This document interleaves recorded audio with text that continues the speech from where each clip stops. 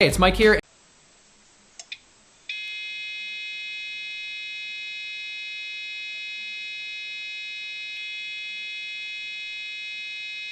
It's Mike here, and today, eating more meat equals longer life expectancy. We're gonna look at a recent February 2022 study out of Australia. Makes a massive study of 170 countries, and there doesn't appear to be any animal industry funding. And it's really just good news. It's just a standard American diet and the processing that's unhealthy. It's not the eggs or the meat. Those are healthy, especially grass-fed beef is great. Could a vegan diet affect intelligence? How a vegan diet is low in, or in some cases entirely devoid of, several important brain nutrients. Recent concern about the nutritional gaps in plant-based diets has led to a number of alarming headlines, including a warning that they can stunt brain development and cause irreversible damage to a person's nervous system. In fact, there are several important brain nutrients that simply do not exist in plants or fungi. Creatine, carnosine, taurine, omega-3, heme iron, and vitamins B12 and D3 generally only occur in foods derived from animal products. There's a German nutrition organization that says that vegan diets aren't suitable for all stages of life. Not even vegetarian diets in general are suitable for all stages of life. Going on a vegan diet is really experimenting on yourself or your child. Clearly, there is an attraction to veganism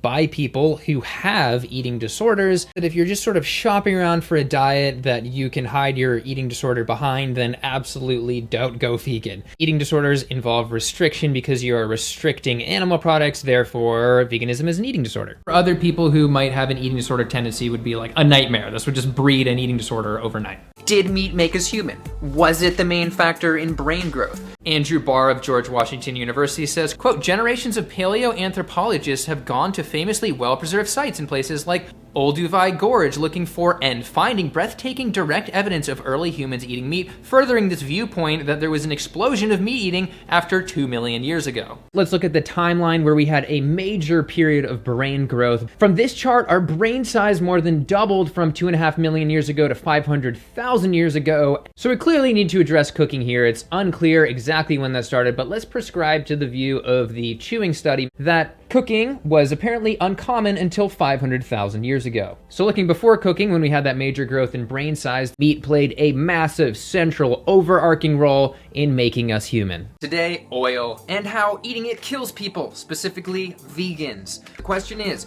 if vegans are cutting out all the cholesterol and the main source of saturated fats, which is of course animal products, then how do they get heart disease at all?